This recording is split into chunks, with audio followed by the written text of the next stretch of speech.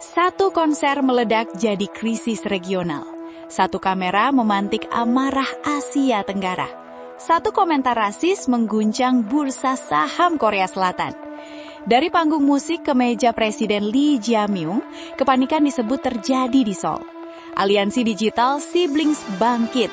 Boykot menggema lintas negara. Hallyu atau gelombang Korea yang dulu dipuja, kini dihujani amarah kolektif.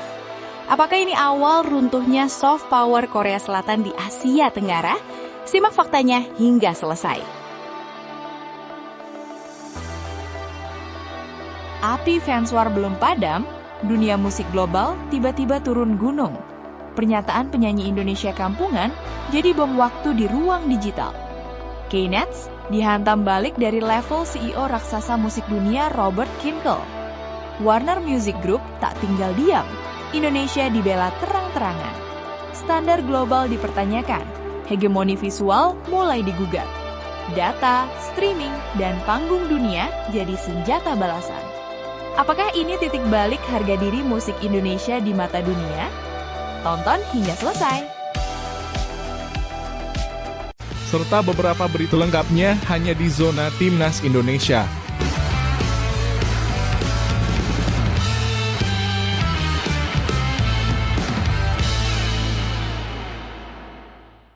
Sebelumnya, jangan lupa subscribe channel ini supaya tidak ketinggalan berita Timnas Indonesia.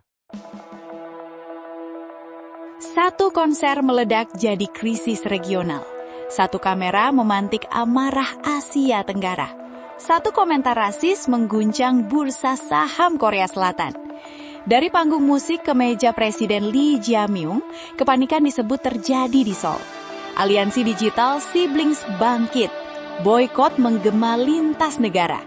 Hallyu atau gelombang Korea yang dulu dipuja, kini dihujani amarah kolektif. Apakah ini awal runtuhnya soft power Korea Selatan di Asia Tenggara? Simak faktanya hingga selesai. Gelombang digital yang awalnya tampak sepele, kini berubah menjadi badai kultural berskala geopolitik. Apa yang bermula dari satu insiden konser, kini menjalar menjadi ketegangan lintas kawasan yang mengguncang pasar, citra nasional, hingga strategi soft power Korea Selatan. Di tengah kondisi ekonomi global yang rapuh, kabar dari Seoul menyebut Presiden Lee Jae-myung dilanda kepanikan setelah saham sejumlah produk Korea Selatan dilaporkan terjun bebas di pasar Asia Tenggara, wilayah yang selama ini dianggap lumbung emas Hallyu. Pada saat bersamaan, Menteri Kebudayaan, Olahraga, dan Pariwisata Yoo In-chon disebut tak bisa tidur nyenyak. Kekhawatiran membayangi sektor pariwisata, industri hiburan, dan pertukaran budaya Korea menyusul menguatnya seruan boykot yang digaungkan aliansi digital bernama Siblings, sebuah kekuatan maya yang tak bisa lagi dipandang sebelah mata. Dari konser ke konflik kawasan, semua ini berawal dari insiden di konser Day6 di Kuala Lumpur Januari lalu. Sejumlah fansite master, fotografer fanatik dengan kamera DSLR berlensa raksasa, dituding bertindak agresif dan mengganggu penonton lain. Awalnya, kritik netizen Asia Tenggara masih berkutat pada etika dan kenyamanan konser. Namun percikan kecil itu berubah menjadi api besar ketika bara kesombongan ikut disiram bensin. Alih-alih meredakan suasana, sebagian K-Nets justru melancarkan ejekan bernada rasis. Sawah dijadikan bahan olok-olok.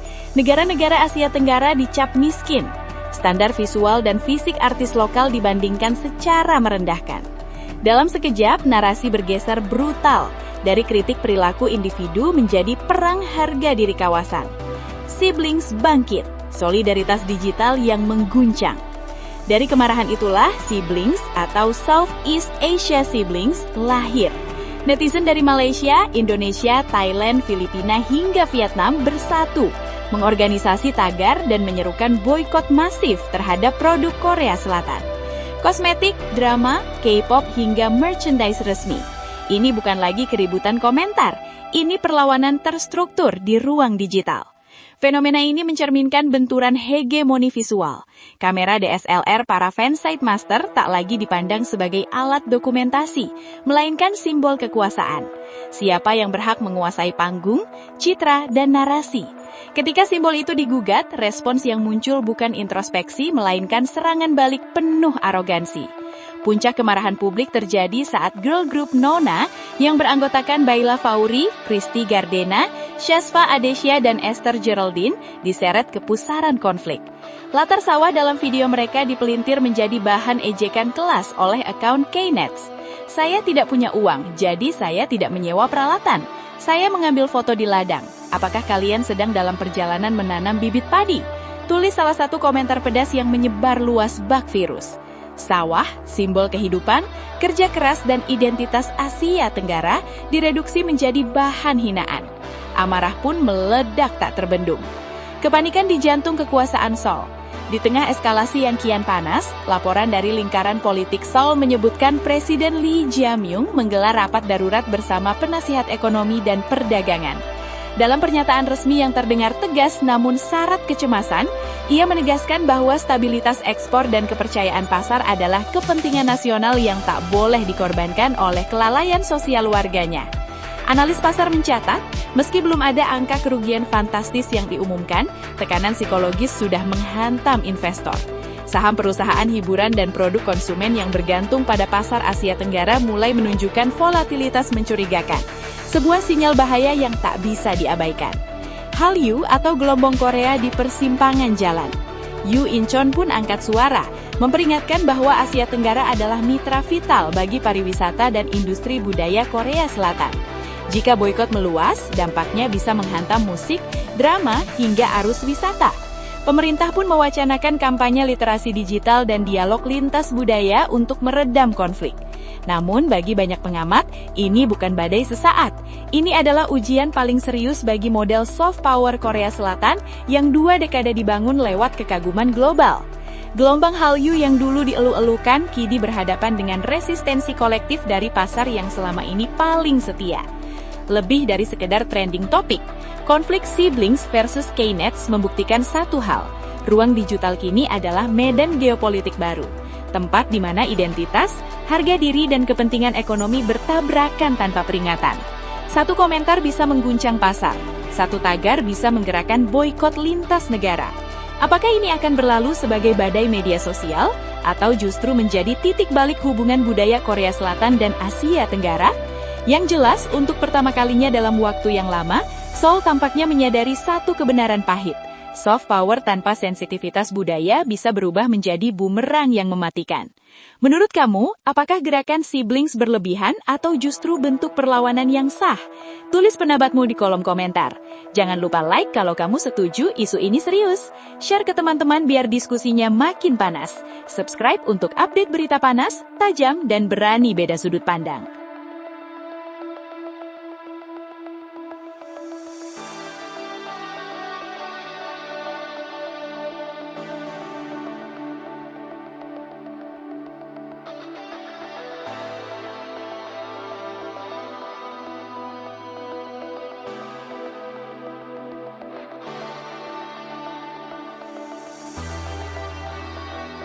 Api fans war belum padam, dunia musik global tiba-tiba turun gunung. Pernyataan penyanyi Indonesia kampungan jadi bom waktu di ruang digital. Knets dihantam balik dari level CEO raksasa musik dunia Robert Kinkel. Warner Music Group tak tinggal diam, Indonesia dibela terang-terangan. Standar global dipertanyakan, hegemoni visual mulai digugat. Data, streaming, dan panggung dunia jadi senjata balasan. Apakah ini titik balik harga diri musik Indonesia di mata dunia?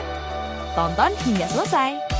Di saat bara konflik digital antara Knets dan netizen Asia Tenggara masih menyala dan belum sepenuhnya mereda, sebuah pernyataan mengejutkan datang dari puncak piramida industri musik global.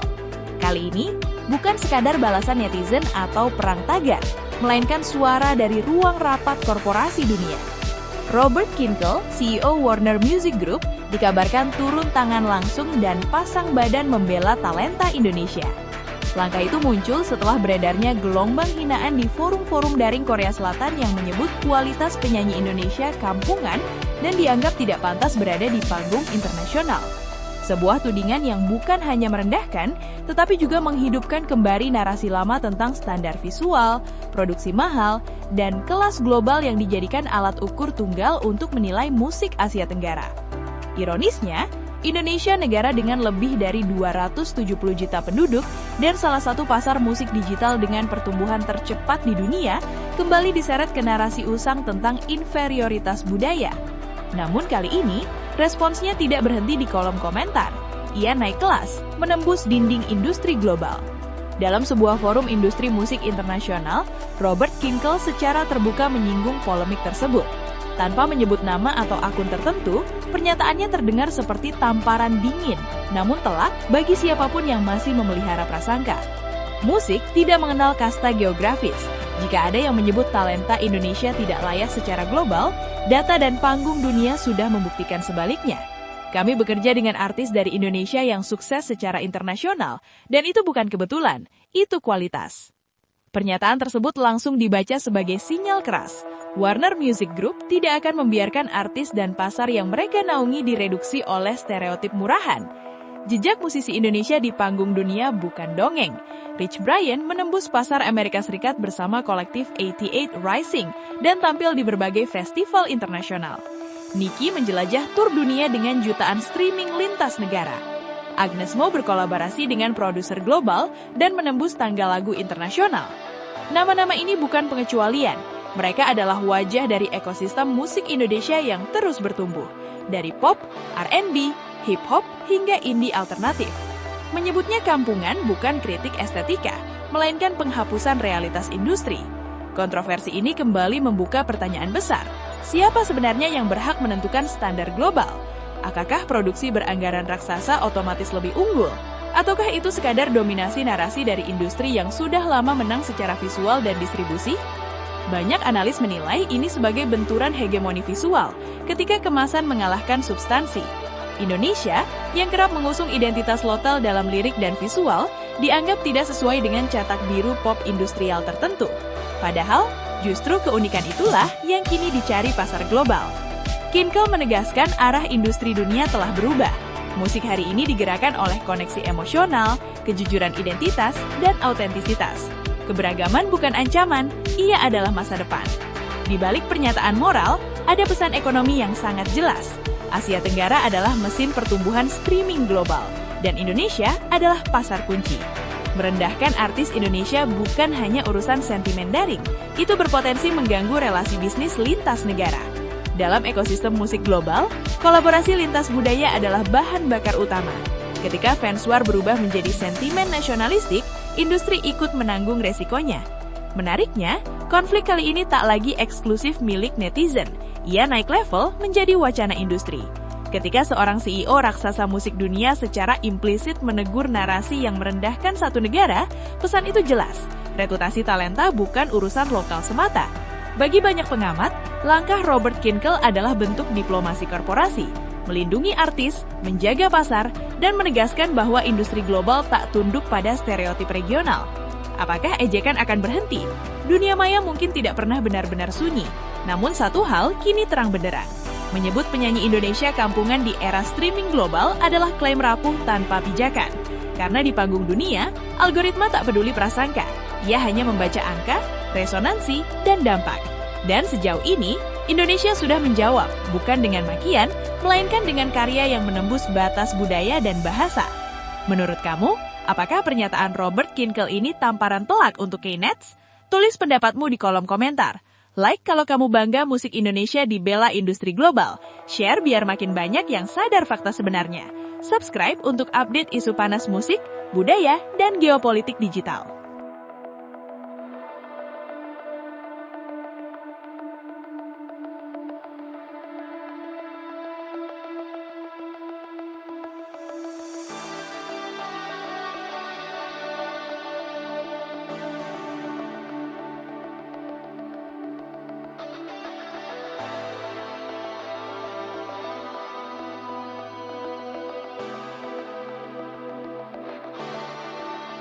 FAM bikin malu lagi.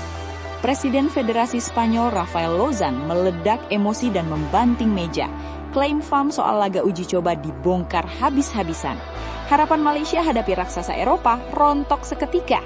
Pernyataan lampu hijau disebut tak pernah ada. Dunia sepak bola Asia Tenggara tercoreng. Reputasi federasi dipertanyakan. Skandal ini bisa jadi luka panjang yang sulit disembuhkan. Simak semua faktanya hingga selesai. Dunia sepak bola global mendadak bergetar dan memanas setelah Presiden Real Federation Española de Football Rafael Lozan melontarkan bantahan keras yang terdengar seperti petir di siang bolong.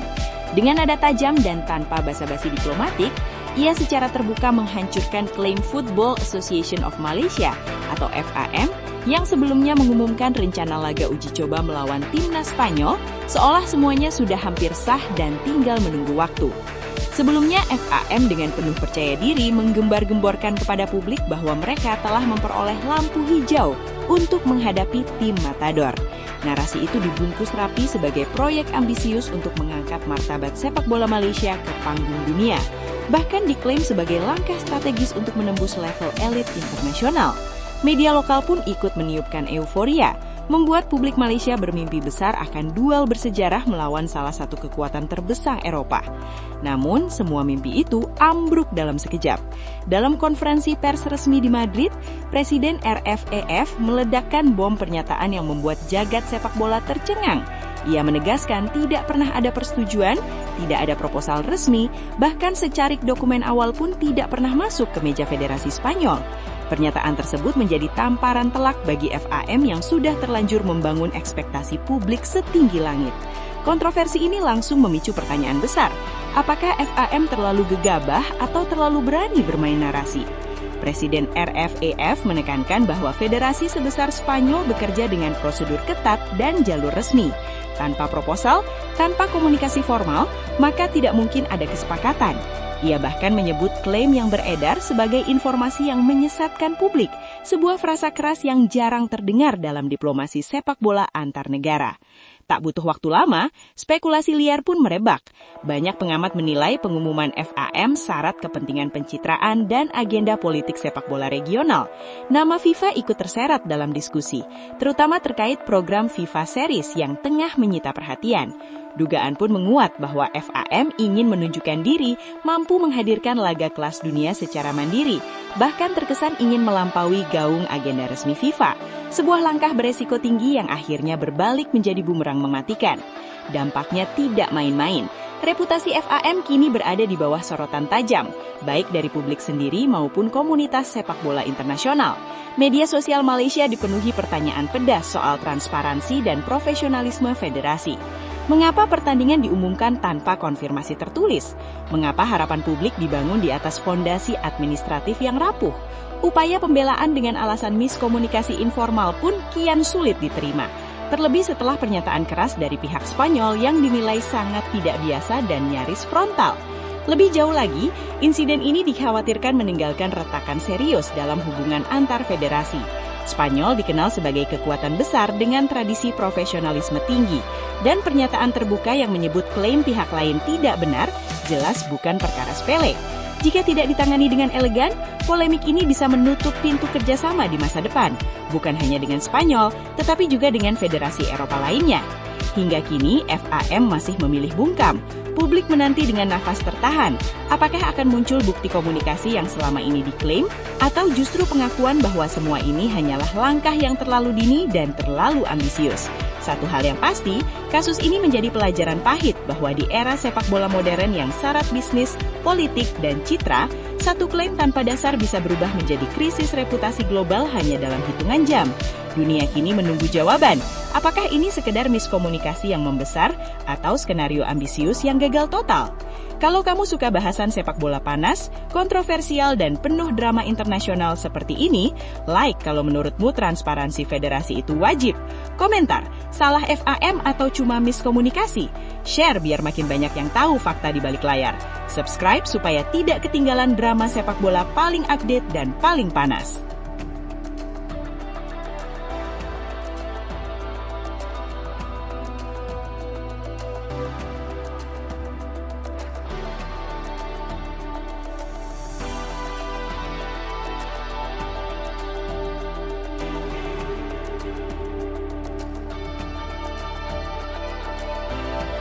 Media Vietnam gelisah dan mulai parno.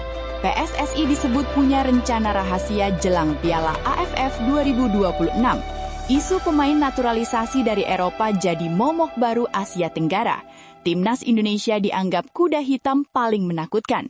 Duel neraka di fase grup sudah terbayang. John Hartman dinilai siap meledakkan kekuatan penuh.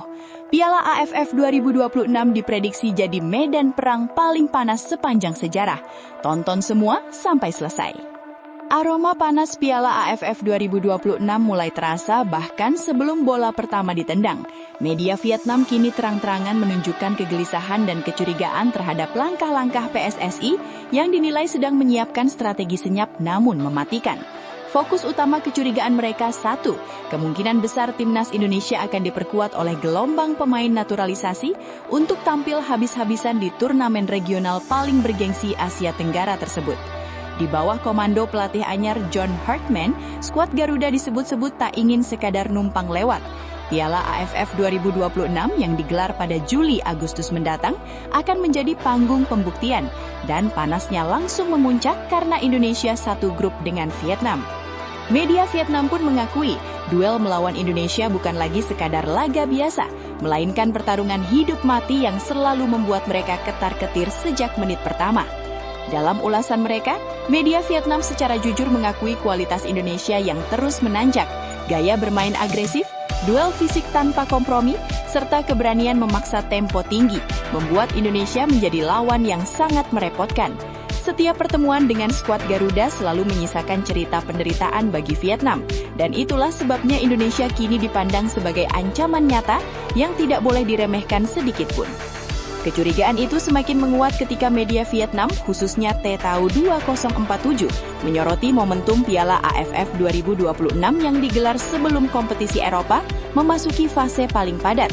Situasi ini dinilai sebagai celah emas bagi PSSI untuk memanggil lebih banyak pemain naturalisasi yang merumput di Eropa, sebuah skenario yang disebut sangat mungkin dan tidak bisa diabaikan begitu saja.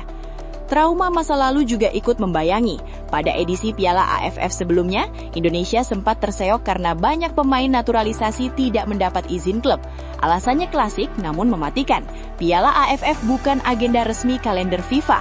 Namun kini kondisinya berbeda.